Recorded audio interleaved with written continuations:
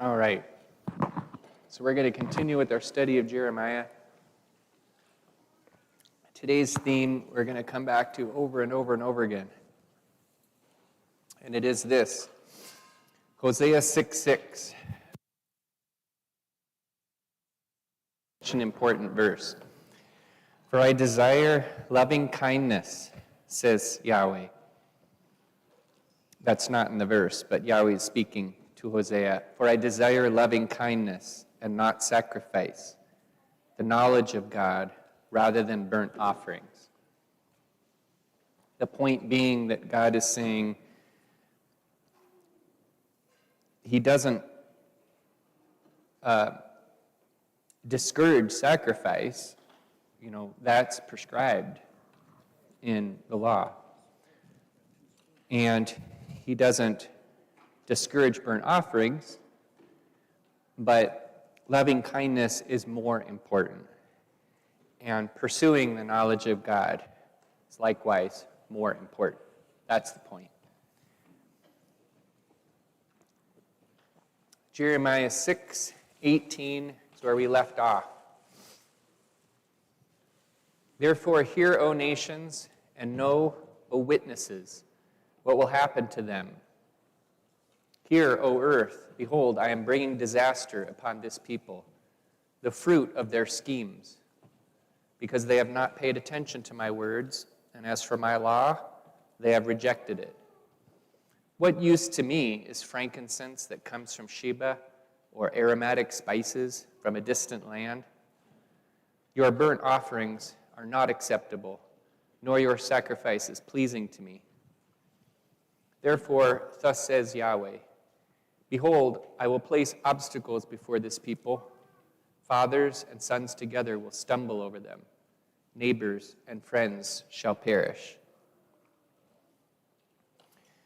Jesus quoted Isaiah 6:6 actually twice, at least twice that we know of, from Matthew, which teaches the same thing that this passage. Let's go to Matthew 9:13 and read one of those places here. I'll start with Matthew 9:9. As Jesus passed on from there, he saw a man called Matthew sitting at the tax booth, and he said to him, "Follow me." And he rose and followed him. And as Jesus reclined at table in the house, behold, many tax collectors and sinners came and were reclining with Jesus and his disciples. And when the Pharisees saw this, they said to his disciples, "Why does your teacher eat with tax collectors and sinners?" But when he heard it, he said, "Those who are well have no need of a physician, but those who are sick. Go and learn what this means. I desire mercy and not sacrifice." That's Hosea 6:6.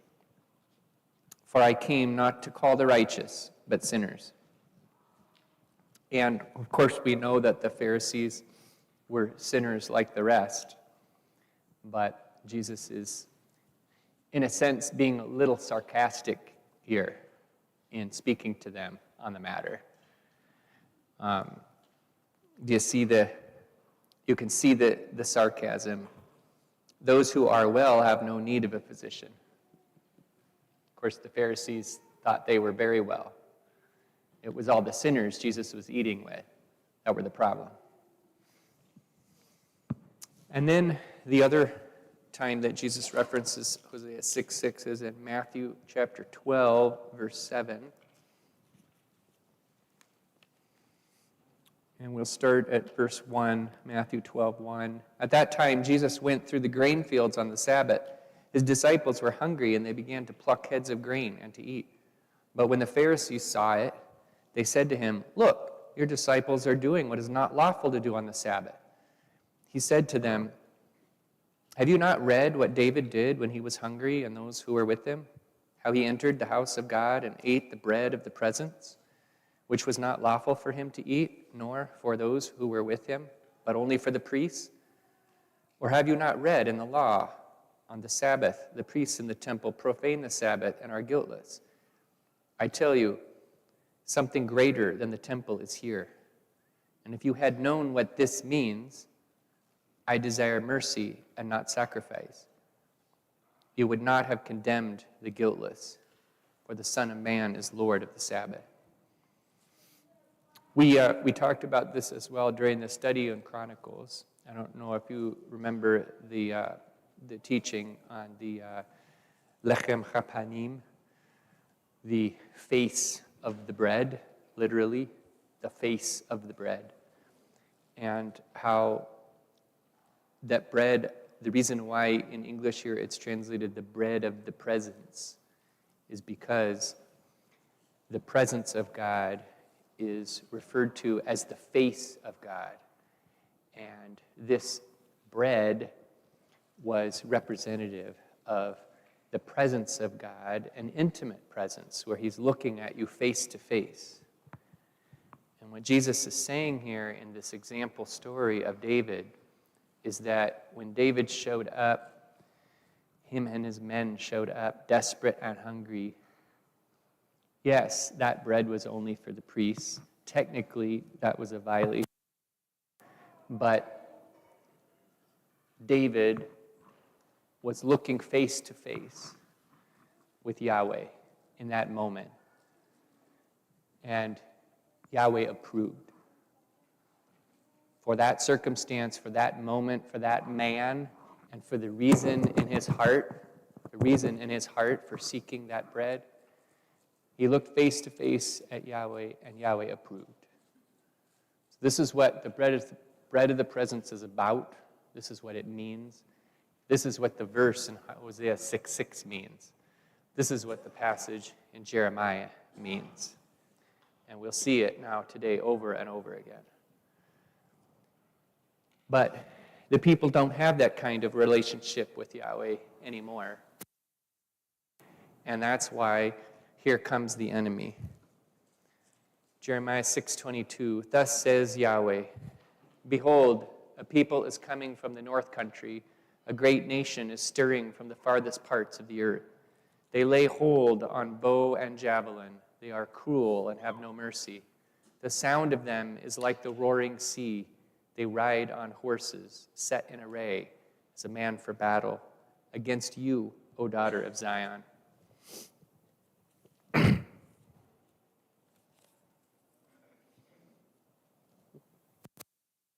And the people respond, we have heard the report of it. And why have they heard the report? Like we talked about before, this was a staged process, the Babylonian attack. They came down, they took parts of the middle area, the tribe of Benjamin. They took surrounding cities like Lachish first. Jerusalem was the last thing they took. This was a year-long process of one fall to the Babylonian after another fall, after another fall, after another. It's not like they didn't see it coming. And what are they saying as they see it coming? We have heard the reports of it. Our hands fall helpless. Anguish has taken hold of us. Pain as a woman in labor. Do not go out to the field, nor walk on the road, for the enemy has a sword. Terror is on every side.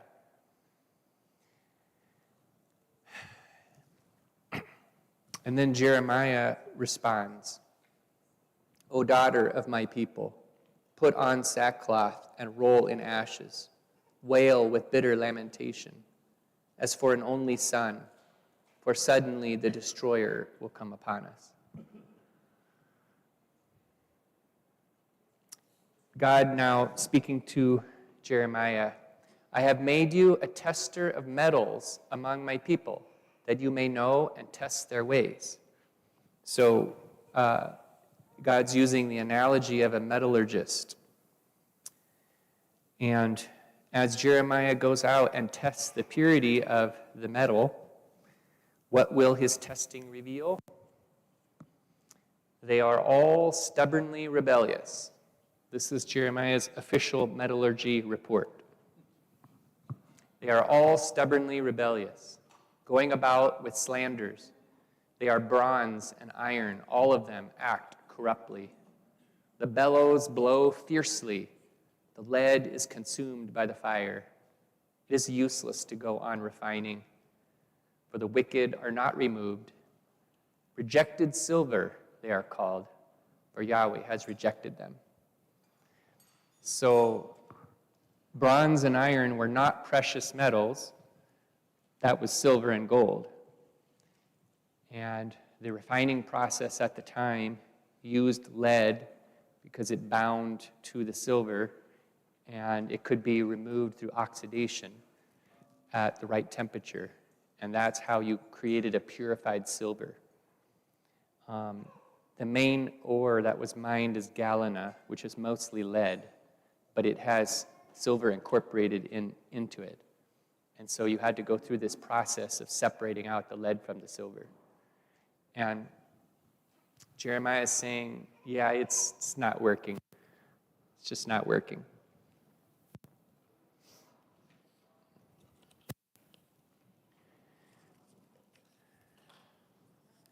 Now, we're going to switch gears and go to a separate section of Jeremiah called the Temple Gate Sermon, this week and next week.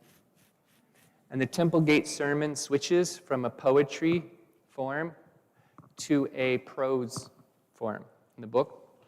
And it's a sermon that Jeremiah was to give to the people publicly at the most public place, most appropriate place. And that is at the very gate of the temple.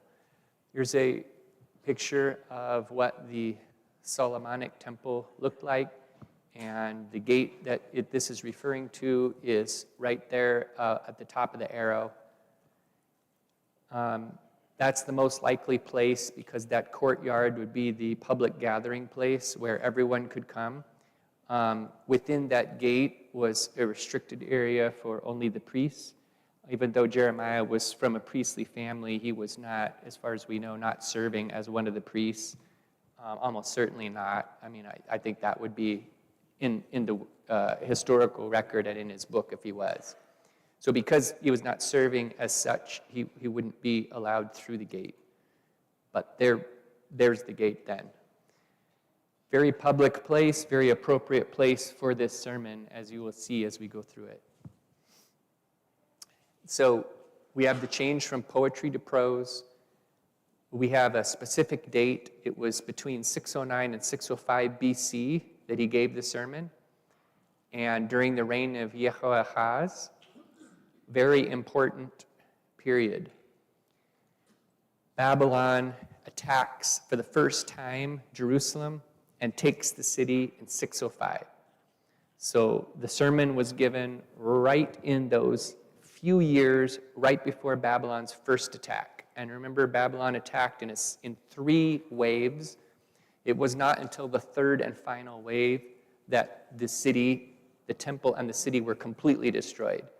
In the first wave, there really was very little destruction, but Jerusalem was conquered, and Nebuchadnezzar took many thousands of captives back to Babylon.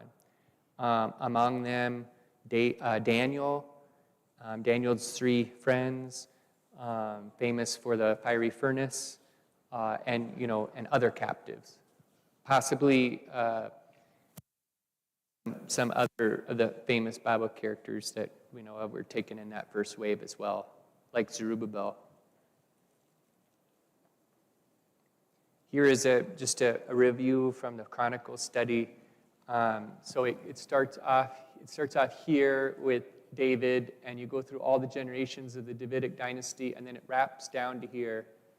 Sorry about the wrap, but key points: the Assyrian the Assyrian destruction of the northern kingdom is here, and then hundreds of years later, now we have in the last king Zedekiah, God removes his Holy Spirit presence from the Ark of the Covenant and from the temple. But we're right before that. We're like 10, 15 years before that during the reign of Jehoahaz. And this Temple Gate sermon is just a few years before that first attack, like I said, of Nebuchadnezzar. Then you have a second attack. Then you had the final third attack with the total destruction out here.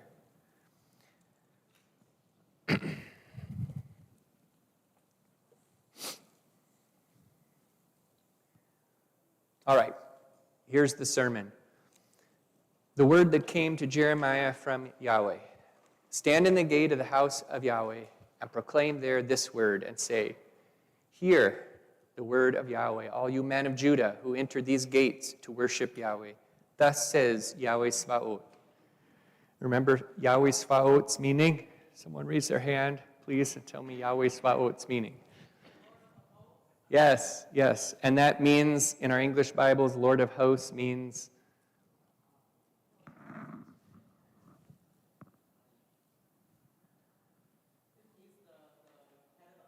yes, he is head of the angelic armies, to conquer, to battle. Yes.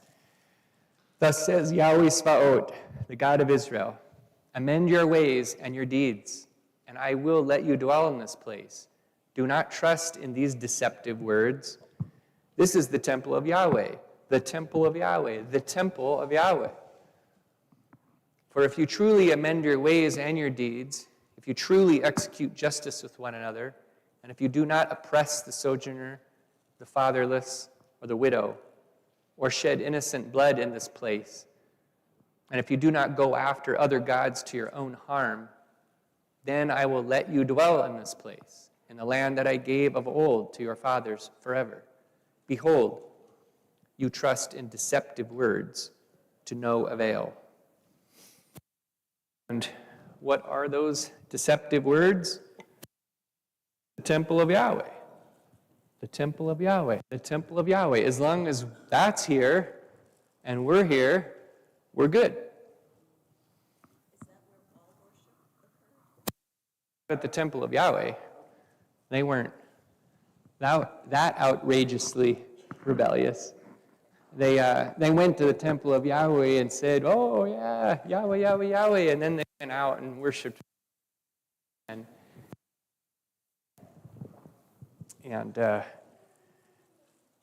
Ishtar out on the hills. We'll talk about that later.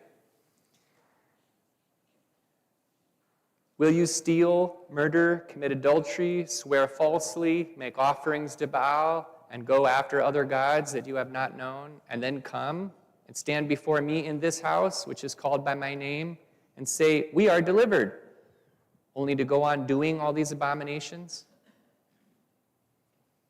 Notice those numbers there. What do those numbers refer to? Yeah, exactly. 5 of them right here. Behold, I myself have seen it, declares Yahweh. Go now to my place that was in Shiloh, where I made my name dwell at first. What was it, Shiloh, at first? What's God referring to here? Exactly. When they conquered the land, they set up the tabernacle at Shiloh, and it sat there for hundreds of years, the Ark of the Covenant.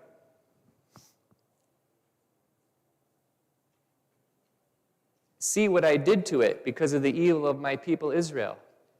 And now, because you have done all these things, declares Yahweh, and when I spoke to you persistently, you did not listen, and when I called to you, you did not answer.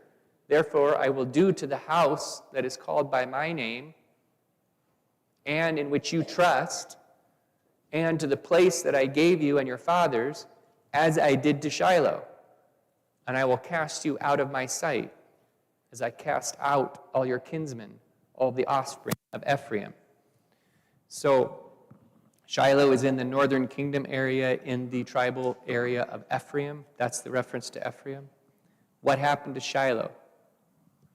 There's wonderful excavations happening now. They know exactly where the Ark of the Covenant was located, the Holy of Holies, the tabernacle, where it was set up at Shiloh. And the site was destroyed, and the community that was there was destroyed by the Philistines at the end of the Samuel-Saul saga, when Saul's 2 sons were killed and Saul himself was killed. During that battle with the Philistines wiped out Shiloh.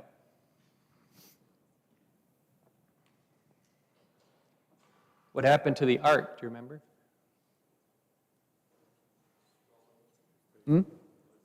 Yeah, the Philistines took it back. That didn't work out too well for him, though.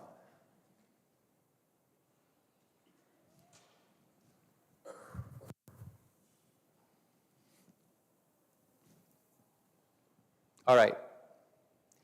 Let's see if this works now.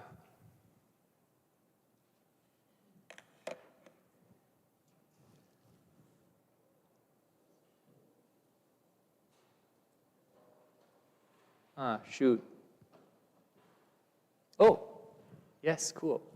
Oh, you know what? I just realized something. We're probably not going to have sound, though. Well, that's okay. Let me get rid of the commercial there. Go back to 2236. We're going to just look at the Shiloh site. 2236.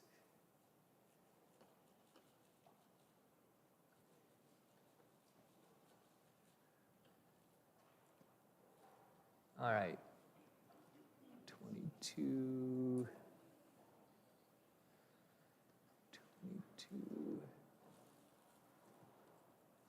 Okay, yeah, this is getting close now.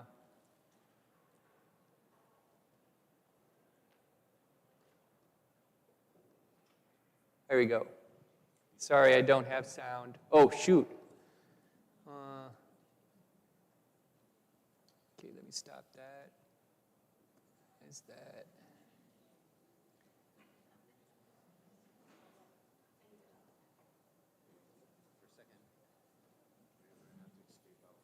Yeah, I think we're good now. Here we go. All right. And then we'll make that big. Okay, here we go. Shiloh site. There it is, an aerial view. There's a little visitor center at the top. That's that round building. That platform that it says at the bottom, that's right there. See, right there is where the tabernacle stood, and there'll be a rectangle. They're going to put a rectangle right there. Well, maybe not now, in the next.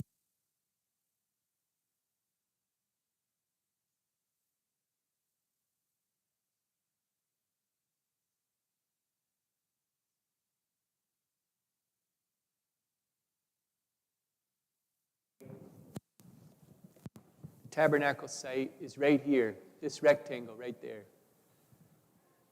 I guess I missed it. Right here is where the tabernacle stood. There, see right there.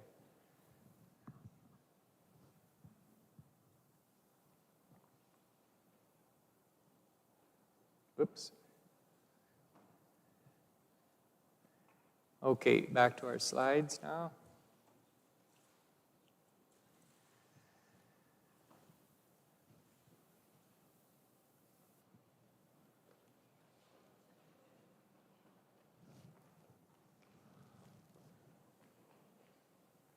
All right.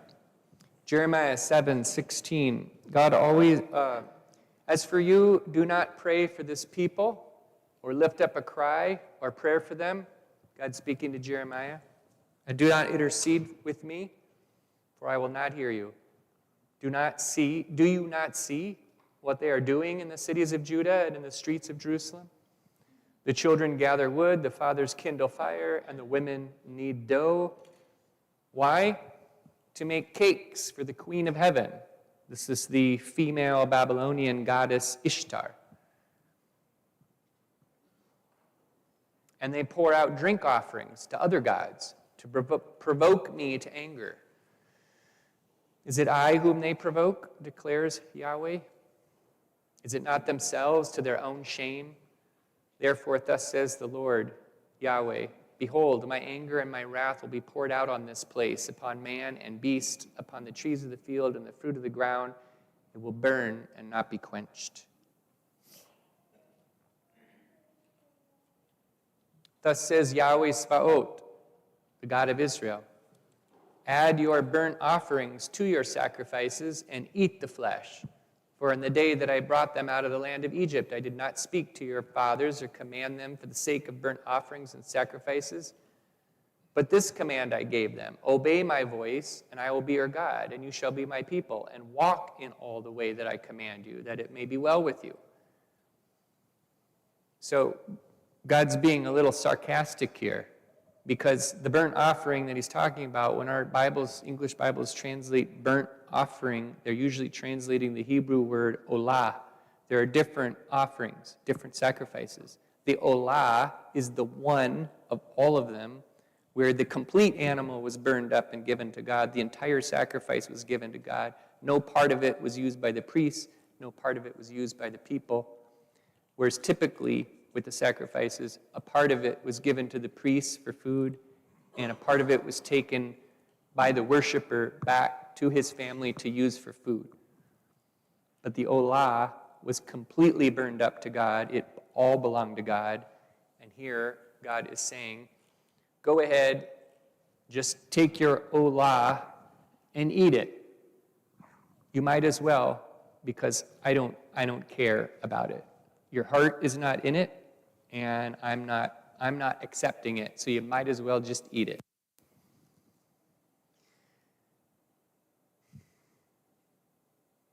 But they did not obey or incline their ear, but walked in their own counsels and in the stubbornness of their evil hearts, and went backward and not forward. From the day that your fathers came out of the land of Egypt to this day, I have persistently sent all my servants, the prophets, to them day after day, yet they did not listen to me or incline their ear, but stiffened their neck. They did worse than their fathers. So you shall speak all these words to them, but they will not listen to you. You shall call to them, but they will not answer you. And you shall say to them, this is the nation that did not obey the voice of Yahweh their God, and did not accept discipline. Truth has perished. It is cut off from their lips. Cut off your hair and cast it away. Raise a lamentation on the bare heights. For Yahweh has rejected and forsaken this generation of his wrath. So, the point here is that God continues now and has always continued to inspect the heart when we came to present sacrifices and offerings. And when we do that now, what are the sacrifices, quote, unquote, of the church? What sacrifices do we give to God as a part of our worship? Our tithing, our resources, right? What else?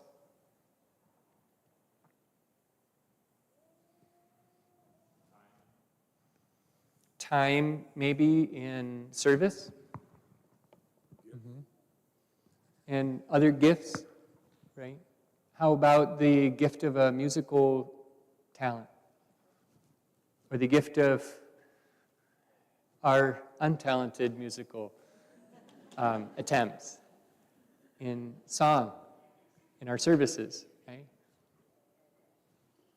I think we got the main ones. Anybody think of any others? Yes, right. Time in prayer and prayer itself can be difficult, can feel like a sacrifice for sure. Yeah. So just like God always examined the heart then, he examines the heart now. And all of those sacrifices that we would give are not acceptable if our heart isn't right.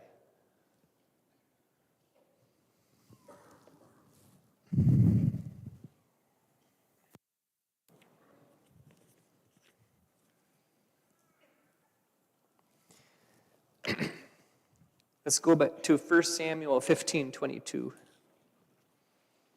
Just to hammer this theme home here. 1 Samuel 15:22, the famous passage, Samuel talking to King Saul. Has the Lord as great a delight in burnt offerings and sacrifices as in obeying the voice of the Lord? Behold, to obey is better than sacrifice, and to listen than the fat of rams. And likewise, David, in Psalm 51:16, for you will not delight in sacrifice, or I would give it. And you will not be pleased with a burnt offering. The sacrifices of God are a broken spirit, A broken and contrite heart, O God, you will not despise. So,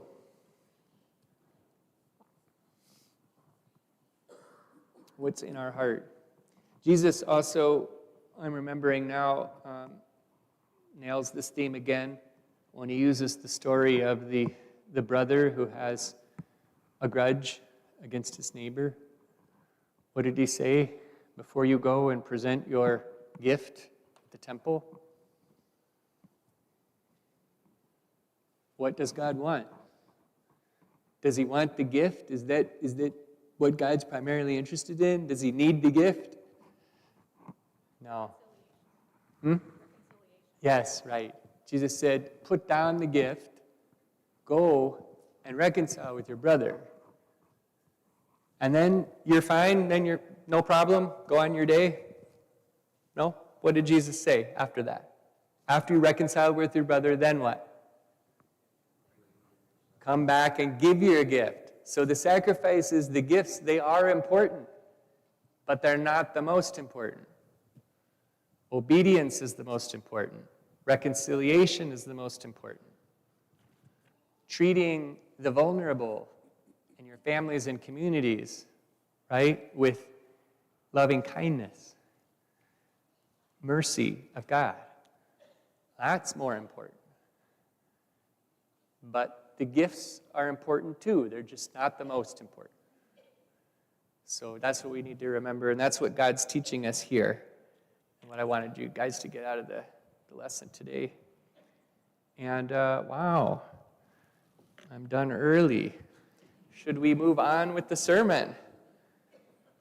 I would say, yeah, because we're not done with it. So let's go on to Jeremiah 7:30, which I did not prepare for, but this will be fun. Jeremiah 7:30.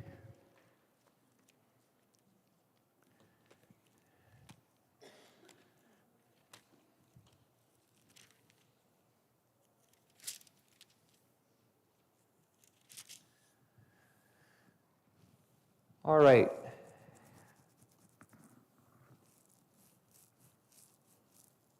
For the sons of Judah have done evil in my sight, declares Yahweh.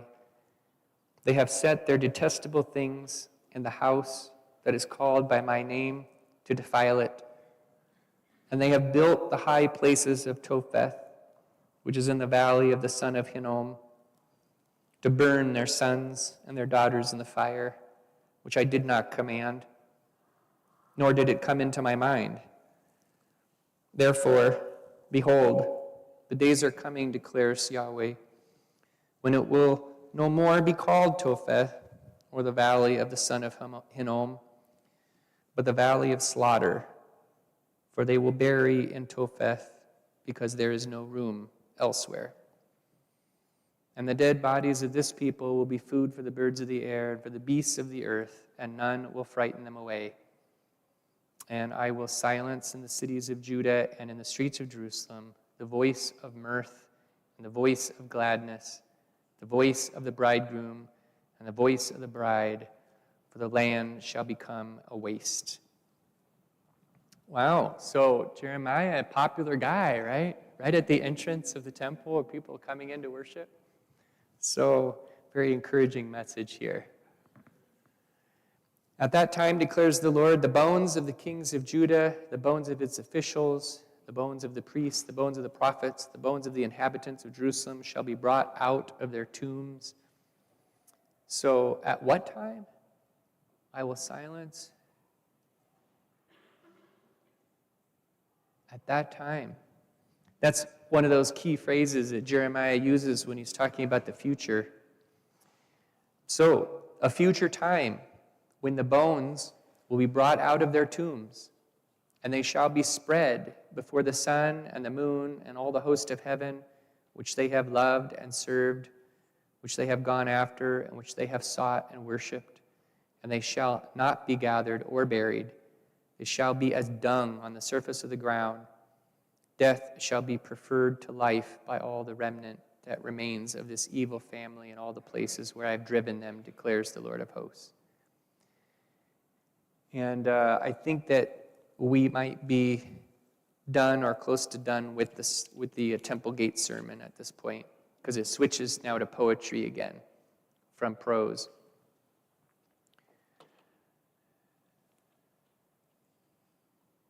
Okay, so in interpreting this, we can see that we're not talking about saved, faithful Israelite believers. We're talking about the unfaithful here, whose bones will be brought out of their tombs. And we're talking about a process of desecration of those bones, not as in resurrection. So this is not referring to resurrection.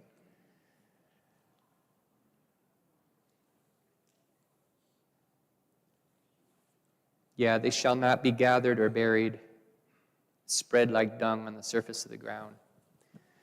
I'll come back next week and let you know, but I'm suspecting that that prophecy about a desecration of those buried is probably already occurred and is not in our future or in their future. But I will say that the valley of the son of Hinnom is a very famous valley in New Testament terms, because at that time, the time of Jesus, it was then referred to as Gehenna, which is Jesus' most popular word for hell. And its beginning of a hellish place was here. It's a valley just to the west of the Temple Mount that goes right through what is now the middle of Jerusalem. A dip. It was much more of a dip then than it is now.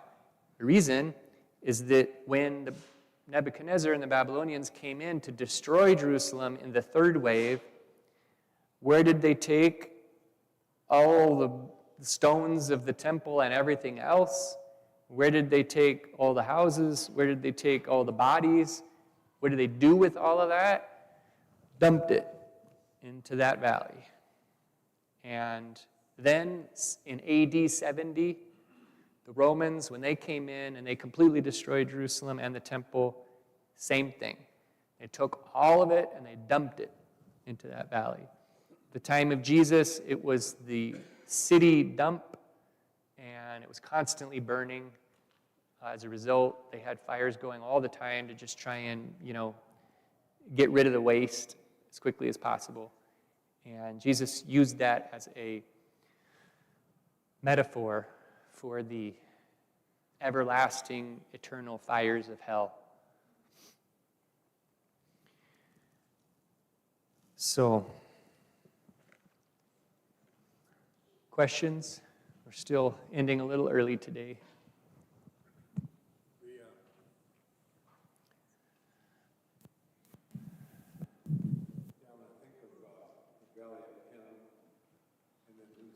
Times, it's very fitting that Jesus would regard that as a metaphor for hell, because that was the fire god of Moloch, is who they sacrificed their children to.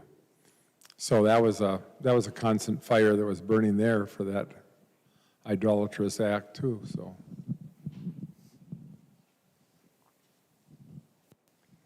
There's a reference here to God's destruction, coming destruction. And let's see, what verse was that?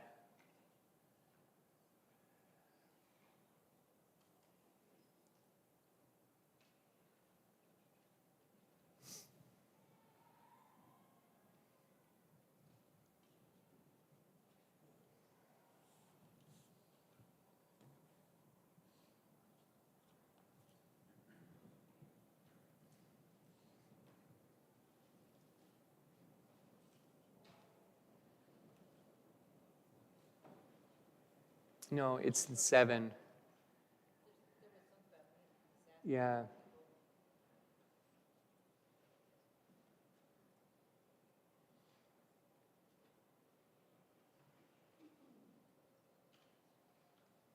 Oh, it's about Shiloh. Yeah. Therefore, okay. as I did to Shiloh. Behold, where I made.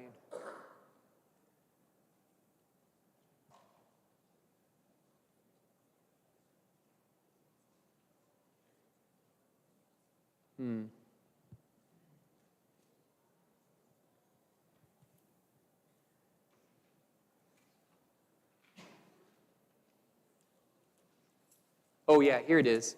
The verse 20, Jeremiah 7:20. So for the other two in our theology class right now, we have to write a research paper on 4 different or 5 different views of hell. And there's different views of hell out there, and some are becoming quite popular. Some unbiblical views of hell are becoming quite popular among evangelicals, one being what's called annihilationism, that the unsaved will suffer for some relatively short amount of time and then be annihilated and their existence will end. So hell will not be a state of eternal suffering. So it's called annihilationism. And the annihilationists use this verse, and this is how to support their position, this is how their reasoning goes. Therefore, thus says the Lord Yahweh, behold, my anger and my wrath will be poured out on this place, upon man and beast, upon the trees of the field and the fruit of the ground. It will burn and not be quenched. Shiloh burned, it was destroyed. Was that fire eventually quenched? Yes, that fire was eventually quenched. Obviously, it's not still burning. And so this is their reasoning. Since this passage says it will burn and not be quenched, it's using a poetic exaggeration, you could say, right? Then all the other references in Scripture that talk about everlasting fire are also just poetically exaggerating. And it's not really an everlasting fire. It's just a fire, once it's happening to you, can't be quenched. Until it's done consuming you, and you're done, and you're ended, and it's all ended. So that's their reasoning. Part of that argument is that the fire would not be quenched, though the thing in the fire could be consumed. Right. There's different annihilationists. Some say that the fire continues forever for Satan and his demons to punish them forever. Yes, but those souls cast there could be consumed completely, leading in their annihilation, though the fire continues. Right. So anyway, I would describe that line of reasoning based on this verse as pretty weak tea. So we can see Jesus using Gehenna and using words like everlasting fire, and in another place in Matthew, using words like everlasting punishment, right? And in those cases, he's contrasting in the same verse everlasting salvation and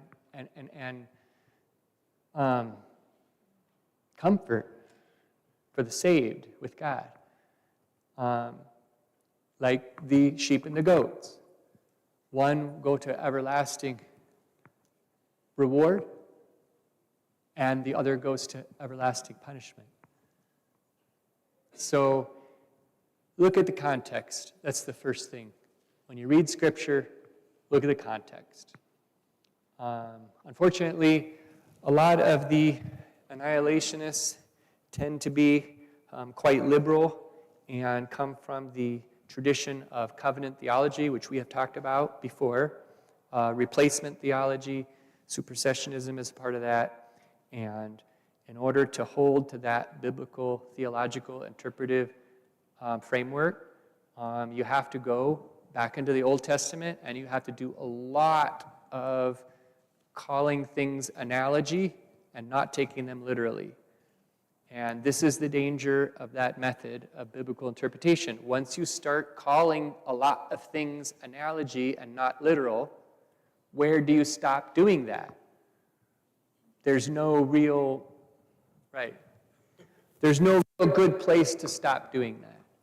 And this theology of hell is a perfect example where they haven't stopped doing that. They have a mindset that God's a God of love. He wouldn't do that to people. And based on that mindset, they go back and they just start saying that things are allegorical and not literal, including into Matthew and the words of Jesus. All right, we'll end there. Thank you.